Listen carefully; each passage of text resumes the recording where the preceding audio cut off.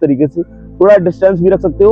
और इस तरीके से आपको बैठना है, फिर उठना है, इस तरीके से फिर बैठना है और फिर उठना है। ऐसे आप क्रम से करिए अपने।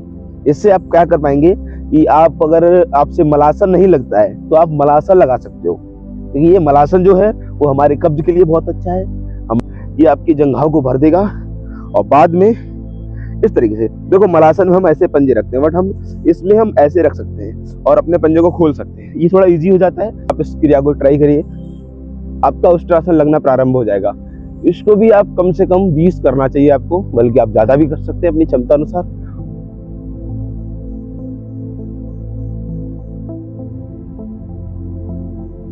आपके घुटने के साथ टच रहे या फिर अंदर की तरफ रहे और आपकी फिंगर्स खुली हुई होनी चाहिए, जैसे हमारा मेढक बैठता है। और हम आगे गए और हम उछल के फिर से आगे पास में, फिर आगे गए, फिर उछल के आ गए, फिर आगे गए, फिर उछल के आ गए।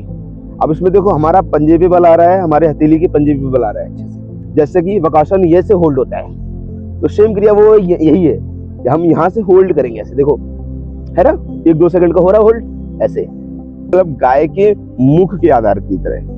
जैसे गाय का मुख होता है, मुंह होता है, कुछ वैसा ही हमें आकार अपने घुटनों से देना है, दोनों घुटनों से, ठीक है, इस तरीके से। अब इसमें रूल ये होता है कि जो आपका घुटना ऊपर है वही हाथ आपका ऊपर जाना चाहिए इस तरीके से, और पीछे से आपका दूसरा हाथ आ जाना चाहिए और फिंगर लॉक हो जानी चाहिए आपस में, और सिर ऊपर होना चाहिए। कोहनी आपके बिल्कुल सिर के सेंटर में होनी चाहिए, और लंबी गहरी सांसें भर सकते हैं या फिर नॉर्मली रखें। करना कैसे, पहले तो पद्मासन लगा लेना है अच्छे से।